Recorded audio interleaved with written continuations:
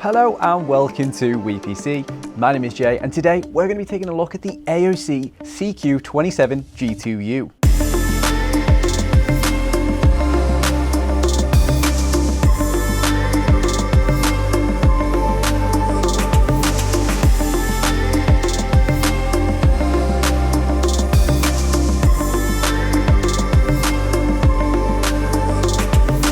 Now the CQ27 is the latest arrival in the G series family, superseding the ever popular AOC CQ27G1 that was released back in the summer of 2019. It offers the same 1440p 1ms 144Hz VA panel as its predecessor, alongside a pretty similar design as well.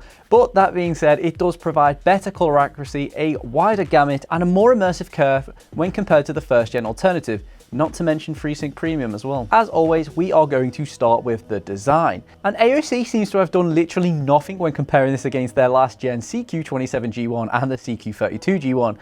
I mean, that's not strictly a bad thing, but it does seem a little lazy to give the second gen line of this panel the exact same design. The red on black color theme has been utilized once again, with flashes of red found on the bottom edge of the frame and around the base of the stand. The V-style stand contrasts nicely with the 1500R curvature of the panel, giving it an attractive yet subtle gaming aesthetic. AOC's logo can also be seen on the front of the panel. The back of the monitor features a few red arrows, but nothing too flashy. There is, however, a cable management cutout in the stand, so that's always nice. Like so many modern panels, the CQ27 comes with an anti-glare coating with a matte finish, and it does an okay job of mitigating light sources. However, with this panel being curved, it can be a little more problematic than a flat alternative, and as you'd expect, it is a fingerprint magnet. Now the bezels on this thing are pretty good.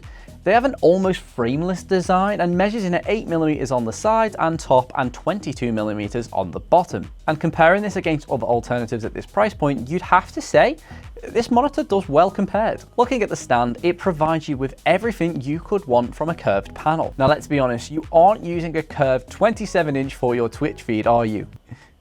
Are you? It has decent height and swivel adjustments, allowing you to position this monitor to your exact requirements. And as far as wobble goes, with this monitor in its lowest position, there is hardly any wobble to be found. That said, in its highest position, it does tend to move when playing titles that require more aggressive movements such as CSGO and Call of Duty, so it's something to consider. So let's go over the inputs that this thing comes with. The AOC comes equipped with 3 display inputs, including 2 HDMI 2.0 and a single DisplayPort 1.4. However, it also comes with a USB hub that consists of 4 USB connections. Now, unfortunately, there is no guard to cover the input, so it does look a little messy at the rear. However, as we previously mentioned, the stand does offer a nice cable management cutout, which does help. And lastly, in terms of design, we do have the OSD. Sadly, this thing doesn't come with a joystick, so naturally I hate it. I'm only joking.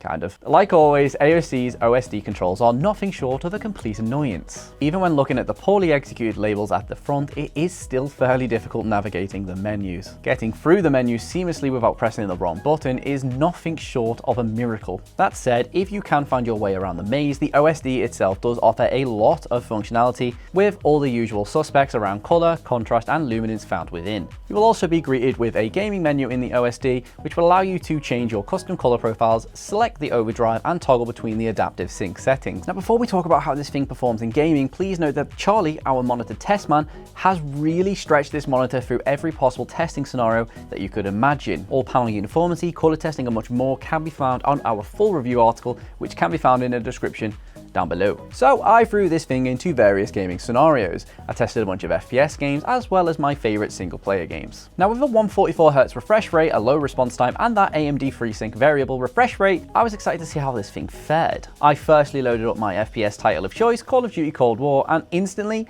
the 144Hz provided me with that liquidy smooth gameplay that I would expect.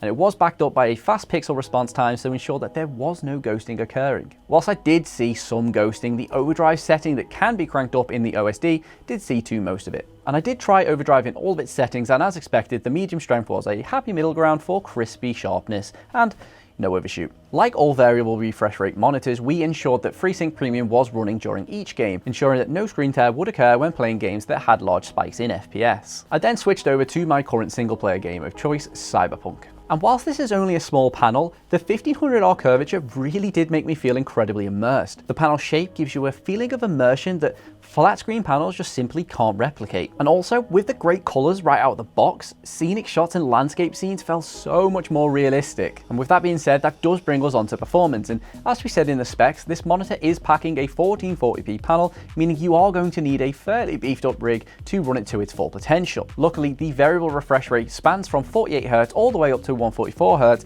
meaning your FPS can drop as low as 48 frames per second, and you'll still experience that very same smoothness. However, that still doesn't change the fact that getting to the higher end of that range will require a decent build. Overall, I really enjoyed this monitor for single player titles.